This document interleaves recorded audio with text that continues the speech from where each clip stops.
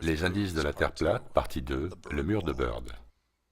C'est la deuxième partie d'une série qui peut vous aider à appréhender le concept de la Terre plate sur laquelle nous vivons, et qui est impliqué dans le fait de nous l'avoir caché. Cet indice tourne autour d'un des hommes les plus remarquables dont vous avez pu entendre parler, Richard Byrd, sa relation avec l'Antarctique et ses missions secrètes qu'il y a effectuées jusqu'à sa mort. Certains d'entre vous ont découvert la légende de Richard Byrd à travers la théorie de la Terre creuse. Nous n'allons pas parler de cette théorie dans cette vidéo, mais plutôt focaliser sur l'homme et son implication avec le pôle Sud. La version du Reader's Digest de Richard Byrd dit ceci. Né en 1888, il devient un officier naval américain dont les prouesses en font un spécialiste de l'exploration. Il a été un précurseur dans l'aviation américaine, médaillé d'honneur, explorateur polaire, navigateur dans l'aéronautique, leader d'expédition dans les pires endroits du monde, et le plus jeune amiral dans l'histoire de la Navy. De plus, l'énumération de ses récompenses prend plusieurs pages de Wikipédia, et il a eu 3 parades nationales en son honneur. En clair, c'était Indiana Jones sous stéroïdes. Certains diront que Roy Chapman Andrew était le véritable Indiana Jones, et peut-être ont-ils raison. Mais Richard Byrd le bat à plate couture 6 jours par semaine et 2 fois le dimanche. Je parle de toute cette reconnaissance pour montrer sa crédibilité et la confiance qu'il inspirait. Les gouvernements US et étrangers avaient confiance en son jugement et en son leadership, et le choisissaient dès qu'ils le pouvaient comme responsable de leur mission secrète. Sa première grande mission fut une expédition en Antarctique en 1928. C'était remarquable, car bien qu'il ait survolé le pôle Nord 2 ans auparavant, toutes les expéditions furent dirigées vers le pôle Sud dès 1928. L'expédition dura 2 années pendant lesquelles il sera promu au rang d'amiral à l'âge de 41 ans.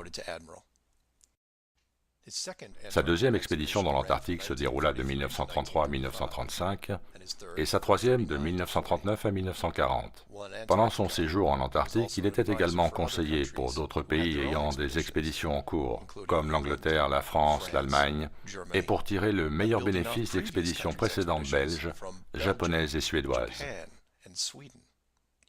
Il a ensuite aidé à gérer les opérations de la flotte de l'US Navy durant la Deuxième Guerre mondiale et a assisté à la capitulation japonaise en 1945.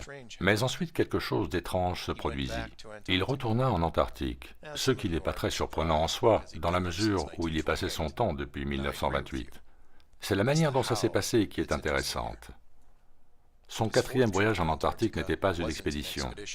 C'était une opération militaire appelée Opération High Jump. Commandant la flotte entière composée d'un porte-avions et de 13 navires de support, l'amiral Byrd mena 4700 hommes au pôle Sud, pour des raisons qui restent dissimulées à ce jour. Certains pensent qu'il poursuivait une flotte nazie en déroute, quand bien même l'Allemagne avait déjà capitulé depuis 1 an. D'autres parlent d'une base nazie installée en Antarctique pendant la guerre durant l'absence de Byrd. Aucune de ces théories n'a d'importance pour cette vidéo. Ce que nous savons par contre, c'est que les États-Unis ont déployé une force militaire excessive sur la banquise, sous une apparence pacifique. Pendant cette opération, l'amiral Byrd déclara à un journal chilien que le résultat le plus important de ses observations et découvertes était l'effet potentiel qu'elles pouvaient avoir sur la sécurité des États-Unis. Que l'incroyable rapidité à laquelle le monde se rétrécissait était une des plus importantes leçons apprises durant sa récente expédition dans l'Antarctique. Il me faut avertir mes compatriotes que l'époque où nous nous sentions protégés par notre isolation de par les distances, les océans et les pôles est terminée, dit-il. Après cette opération, l'amiral Byrd fit le tour des États-Unis et donna des interviews. L'une des plus intéressantes fut celle qu'il donna pendant un show télévisé en 1954, appelé The Longines Chronoscope, un nom horrible mais un show décent. J'en ai ajouté un extrait à la fin de cette vidéo et mis un lien dans la description. Pendant cette interview, il parla tout d'abord d'une zone au-delà du pôle Sud de la taille des États-Unis, encore vierge de toute présence humaine. Il dit ensuite qu'il y aurait probablement des expéditions successives, car le gouvernement américain s'y intéressait beaucoup. Les journalistes lui demandèrent alors pourquoi cet intérêt pour le Sud, alors qu'à l'époque, n'oublions pas que c'était en 1954, La menace perçue était russe et elle venait du Nord. Il répondit que c'était l'endroit le plus important au monde pour la science. Cela concernait le futur des nations. Un réservoir intact de ressources non exploitées comme le charbon, le pétrole, les minéraux et l'uranium. Il ajouta qu'au moment de cet entretien, il y avait 7 nations actuellement engagées en Antarctique, comprenant la Russie, l'Australie, l'Argentine, le Chili et la Nouvelle-Zélande. Il parla également de planification militaire pour sa future mission en Antarctique. Celle-ci se nommait Opération Deep Freeze et se déroula de 1955 à 1956. La mission fut menée à bien et il retourna chez lui, prétendument. C'est là que vous dites, « Bon, oui, et alors ?» Et je serais d'accord avec vous, s'il s'était passé quelque chose après. Mais il ne s'est rien passé. Les missions se sont soudainement arrêtées, et c'était fini. Plus aucune autre expédition militaire ou autre n'a eu lieu sur ce continent. Jamais. Puis un traité fut mis en place, bannissant tout pays de toute activité sur place. Fin. Et si vous vous demandez où ça cloche, c'est là. L'amiral Byrd va à la télévision et dit que cet énorme morceau de terre, dont la plus grande partie se trouve sur un plateau élevé à 3200 mètres, est riche en à peu près tout, riche en énergie, immaculé, sans population indigène et sans végétation, où chaque pays ayant des équipes sur place est prêt à se tailler une belle croupe dans cette zone de la taille des États-Unis qu'ils n'ont plus encore explorée. Et d'un seul coup, subitement, ils arrêtent tout. Il n'y a pas d'environnementalistes à cette époque en 59. C'est le pays des diners et de l'essence à 20 cents. Ça, c'est vraiment du bullshit. La valeur en dollars des ressources découvertes pouvait alimenter une armée de sociétés cupides. Donc, que s'est-il passé? Ils ont trouvé le bord. Voilà ce qui s'est passé. Et ils n'allaient certainement pas laisser des compagnies privées s'en approcher. Peu importe l'argent. Même à des centaines de kilomètres, dans une zone sûre, ils ne pouvaient autoriser qui que ce soit, car qu'allait-il leur dire plus tard, pour prévenir leur immanquable expansion? Pardon, mais vous ne pouvez pas aller plus loin. Et qu'allait-il répondre au pourquoi? Aujourd'hui, l'Antarctique est hors limite. Aucune révision n'est prévue avant 2041. Vous pouvez vous balader autour des îles extérieures, mais il y a une limite invisible, surveillée par des militaires, que vous ne pourrez franchir. Parce que derrière cette ligne, c'est en fait le bord extérieur. C'est là, ça nous est caché et c'est protégé. La terre sur laquelle nous vivons est plate. Faites vos propres recherches. Merci de votre attention. C'était Mark Sargent. msargent23@comcast.net or 303-494-6631. Notre invité de marque ce soir est l'amiral Richard Byrd. Le pôle Nord était un no man's land, mais de nos jours, si vous achetez un billet dans une compagnie aérienne, vous pourrez survoler le pôle Nord tout en sirotant un cocktail. Il y a seulement quelques décennies, à peu près 35 ans, notre invité ce soir résolut de découvrir s'il y avait des terres au nord du continent nord-américain. Il fit son premier vol de reconnaissance, et je dois dire que l'amiral Byrd, notre invité ce soir, est non seulement notre plus grand explorateur vivant, mais aussi une inspiration pour nombre d'Américains. Amiral Byrd, vous avez été au pôle Nord et au pôle Sud. Reste-t-il une zone inexplorée sur cette terre qui puisse attirer les jeunes Américains aventuriers? Oh oui, elle existe, mais pas au pôle Nord. C'est trop envahi maintenant, car ils pensent tous qu'ils en tirent parti, pas seulement pour y vivre, mais militairement. Mais étrangement, il reste dans le monde une zone aussi grande que les US, qui n'a jamais été foulée par l'homme, qui se trouve au-delà du pôle, de l'autre côté du pôle Sud, depuis l'Amérique centrale. Et je trouve tout à fait surprenant qu'il y ait une aussi grande zone inexplorée. Donc il y a beaucoup d'aventures à vivre en bas du monde. Amiral, une expédition dans laquelle vous êtes le principal conseiller est actuellement en route.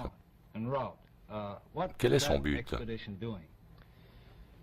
Bien, c'est le briseur de glace Atka, et c'est une mission de reconnaissance au pôle Sud pour faire des observations et chercher quelques emplacements. Ils seront de retour en avril avec leurs infos qui nous serviront de base pour monter une plus grosse expédition par la suite. Ceci est réellement planifié. C'est en cours de planification. Et je peux donc vous dire que nous allons avoir plusieurs expéditions année après année dans cette partie du monde, parce que le gouvernement américain s'y intéresse beaucoup. Bien, Amiral Byrd, je peux comprendre l'intérêt de tous ces gens pour le pôle Nord, de par sa proximité avec notre principal adversaire, l'Union soviétique. Mais cet intérêt pour le bas du monde, personne ne vit là-bas, n'est-ce pas? Non, il y fait très froid.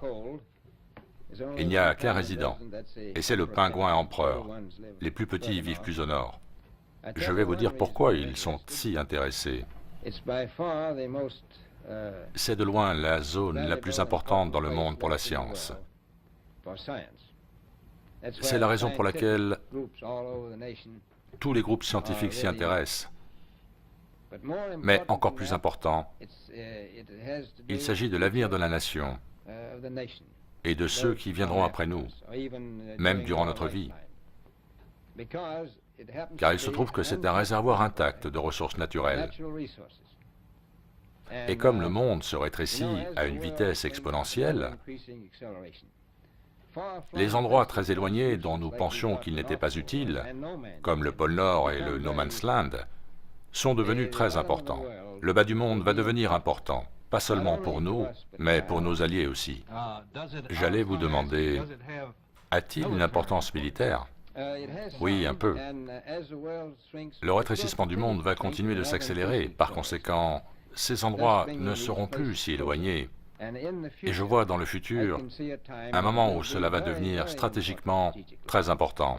Pensez-vous que le développement de la puissance aérienne a augmenté l'importance stratégique d'endroits comme le pôle Sud? Énormément, bien sûr. Même maintenant, si quelque chose se produisait et que nous perdions le canal de Panama, nous serions obligés de prendre le contrôle des îles juste au nord de l'Antarctique et qui en font partie. Amiral, vous parliez des ressources de l'Antarctique. Quelles sont-elles?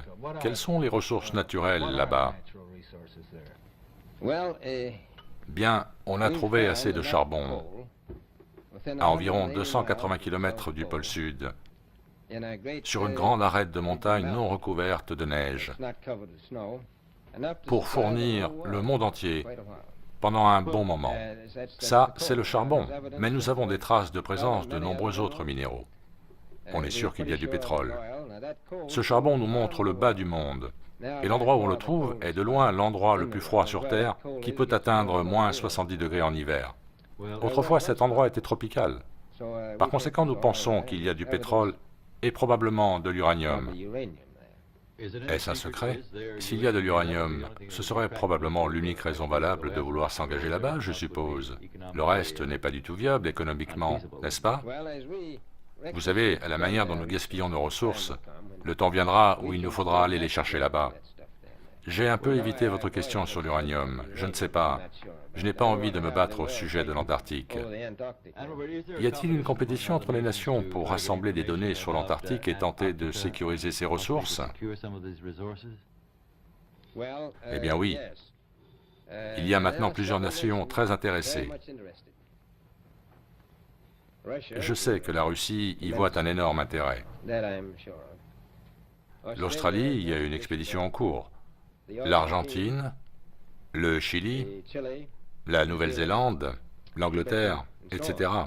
On peut comprendre ces pays. Ils vivent à proximité. Les Néo-Zélandais, les Argentins, les Chiliens et les Australiens. Nous, on n'a pas grand-chose à prétendre. Vous dépayez cet endroit comme étant très encombré. Y a-t-il beaucoup d'expéditions sur place ou en route actuellement? Bien, comme je l'ai dit, c'est l'endroit le plus paisible au monde, mais ça ne va pas durer, à cause de l'immense intérêt suscité chez les autres et ici.